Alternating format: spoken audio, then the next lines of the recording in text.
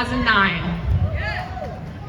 Aliza earned her BA from Williams College and her law degree from Washington University and St. Louis School of Law. After law school, Aliza clerked in the DC Superior Court during the 2019-2020 term. In 2022, Aliza provided congressional testimony to advocate for legislation to extend federal anti-discrimination protection to 30,000 exempt federal judiciary employees. Detailing her personal experience with gender discrimination, harassment, and retaliation during and after her clerkship. Aliza launched LAP a few months later to correct injustices she experienced as a law student and law clerk, including a lack of transparency in judicial clerkship hiring and a lack of accountability for judges who abuse power. Aliza is recognized as a recognized subject matter expert on judicial accountability and clerkships. In her free time, Aliza is a committee person with the Upper Dublin Democrats, as well as a recent graduate of Emerge Pennsylvania's 2025 Candidate Training Program, which trains Democratic women to run for office across the Commonwealth. Let's welcome Aliza Shatzman.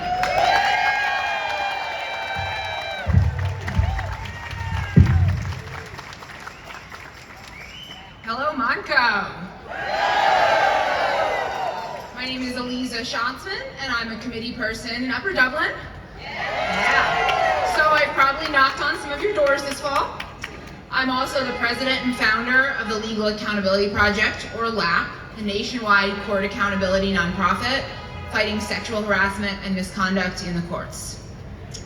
Today I'm going to talk about this fall's critically important Supreme Court races, and why defending democracy starts right here in Pennsylvania, the birthplace of democracy, by retaining Justices Kevin Dougherty, David Wecht, and Christine Donahue. Yeah. But first, I want to briefly explain why the courts affect all of us, and why judges' actions beyond the bench have far-reaching implications. My life was not always about fighting for fair and accountable courts. I went to law school to become a prosecutor, to provide a voice for victims of crime, and to hold bad actors accountable. It's standard practice for young lawyers to clerk, work for a judge for a year before practicing law, so I did. Unfortunately, during my clerkship, I was harassed, unjustly fired, and retaliated against by the judge I worked for. The judge would tell me I was bossy like his wife, and that he just felt more comfortable with my male co-clerk. He fired me over the phone during the pandemic, telling me I made him uncomfortable and lacked respect for him before hanging up on me. Yeah. A year later, I started working in the U.S. Attorney's Office when the judge provided a false negative reference, causing the office to deny me a security clearance and revoke my job offer. I was basically blackballed from all legal jobs. When I tried to hold him accountable, I discovered law clerks like me cannot sue because 30,000 people who work for the federal courts are exempt from Title VII and all federal anti-discrimination laws. Judges have legal immunity, federal judges, for harassing people. So I launched LAP to correct injustices I experienced, a lack of transparency and accountability in state and federal courts. I hold the judiciary's feet to the fire every day, forcing change in one of the most unaccountable areas of our government. So let me tell you, as somebody who's seen the best and worst of judges' conduct beyond the bench, after getting to know Justices Dougherty, Donahue, and Wecht, I can honestly say these are exactly the type of jurists we want on the bench. You know, judges are some of the most powerful people in our government, ruling on issues affecting your lives, livelihood, and liberty. But let's be honest, most people don't understand what judges do, who they are, or why we should elect them. I built LAP to ensure judges are accountable to those they serve, to you, not shielded from accountability. Our courts decide who votes, who governs, and who is protected. When they are transparent, fair, and accountable, they protect our democracy. When they are not, they endanger it. Who judges are as people influences their decision-making. Impartial justice doesn't mean indifference. So I want to briefly talk about these jurists as people. When I first met Justice Doherty, I told him about LAP. And let's be honest, a court accountability nonprofit talking about holding judges accountable for misconduct can freak some judges out. His response, "That sounds so necessary." Yeah, that should tell you something about Justice Doherty's values. Justice Doherty's work ensures that every Pennsylvania child, regardless of their life circumstances, can achieve their full potential. He spearheaded a statewide Autism and the Courts initiative after encountering an autistic child in his courtroom. He didn't know about autism back then, but as he often says, he was only ignorant once. He also started a diversion program for minors caught up in the criminal justice system, because a criminal record can affect your entire future. His colleague, Justice Donahue's commitment to public service stems from her upbringing. She's the daughter of a coal miner and a seamstress, and the first Pennsylvania Supreme Court justice with a state school degree. She brings that humility to the bench. And their colleague, Justice Wecht, implemented a 5-point plan to reform judicial ethics and transparency in the courts, obviously necessary. So now that we've talked about these jurists as people, let's talk about the stakes. Because Montco, the stakes in this election could not be higher. Everything we care about is on the ballot this fall.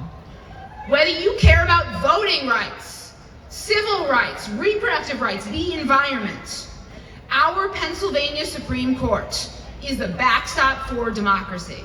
And it is a bulwark against autocracy and federal overreach. Our Supreme Court has the final say on Pennsylvania law. So let's talk about some issues where our justices have vindicated our rights. Who here cares about voting rights? Yeah. Yes. The justices strengthen voting rights across our Commonwealth by protecting mail-in ballots and drop boxes and ensuring your ballot cannot be discarded due to signature mismatch or slow mail service. You are literally voting for the judges who decide whether your vote counts. For those who don't remember what our congressional delegation looked like back in 2018, we had 13 Republicans and just 5 Democrats, even though Pennsylvania had 1 million more registered Democrats. As many as 1 million voters' voices did not count. So our court threw out our obscenely gerrymandered map.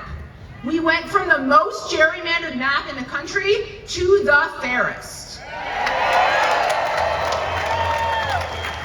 The new map had 9 Democrats and 9 Republicans.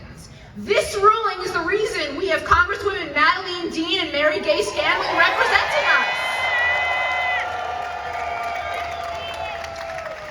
Free and fair elections are on the line this year. This election will determine the outcome of the 2026 midterms, 2028 presidential, and 2030 census and redistricting. Election integrity is a state issue. These issues will come before the court in 26 and 28. And if you don't think Republicans are going to challenge every voting law and every ballot, well, I've got news for you. They already are. And we can't forget about reproductive rights, which are on the ballot too. Yes. Even after the U.S. Supreme Court gutted Roe v. Wade, we still have a constitution constitutionally protected right to abortion here in Pennsylvania. But these rights are only guaranteed as long as we have democratic justices to protect them. And let's not forget about our environment. Our Pennsylvania Constitution, unlike the US Constitution, guarantees an environmental right. We have more rights here in Pennsylvania than the federal Constitution affords. But ensuring clean air and clean water rests upon having democratic justices to protect them. Let's be clear. Our rights are only as strong as the justices we elect to protect them. All of these freedoms could be ripped away if the justices are not retained. This November, we decide whether Pennsylvania's highest court still belongs to us, to we the people. When we retain Justices Doherty, Donahue, and Wecht, we are voting for truth, fairness, and the rule of law. A system where no one, not even a judge, stands above accountability. Our justices protected democracy when it was tested. It is on us to protect them now. Thank you, Montco, and don't forget